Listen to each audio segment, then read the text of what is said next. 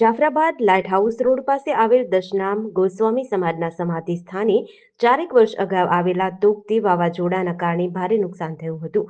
વાવાઝોડાની અસરથી સમાધિ સ્થાનની મુખ્ય દિવાલ સંપૂર્ણ ધરાશાયી થઈ હતી. સમાજ દ્વારા કરવામાં આવેલા સતત પ્રતિનિધિત્વને ધ્યાનમાં રાખીને ધારાસભ્ય હીરાભાઈ સોલંકી દ્વારા વિશેષ ગ્રાન્ટમાંથી રૂપિયા 3 લાખની મંજૂરી આપી છે.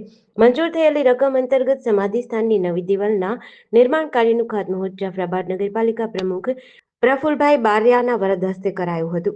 આ પ્રસંગે નગરપાલિકા ઉપપ્રમુખ નીરવભાઈ ઠાકોર તેમજ દશનામ ગોસ્વામી સમાજના આગેવાનો મોટી સંખ્યામાં હાજર રહ્યા હતા.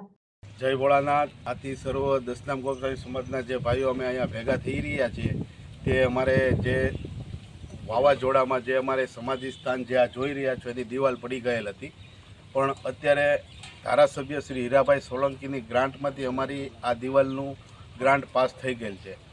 હવે એનું કામ અમે નગરપાલિકા થ્રુ નગરપાલિકાના પ્રમુખભાઈ પ્રફુલભાઈ બારિયા તરફના હસ્તે કરી રહ્યા છીએ અને 3.5 લાખ રૂપિયા 3 લાખ રૂપિયા ગ્રાન્ટ મંજૂર થઈ ગયેલ છે. એનાથી અમારી આ દિવાલનું કામ ચાલુ કરી રહ્યા છે આજે, અને એનું આજે ખાતમુહૂર્ત છે. જય ભોળાનાથ. જય દશનામ ગોસ્વામી સમાજનું એક આ જે દિવાલ છે એ દિવાલ પડી ગઈ હતી ઘણા સમયથી. એની માટે મેં એક અમારા જ્ઞાતિ તરફથી ગ્રાન્ટ લેટર આપેલો હતો અને હીરાભાઈની ગ્રાન્ટમાંથી અમને એને 3 લાખ રૂપિયા પાસ કરેલ છે.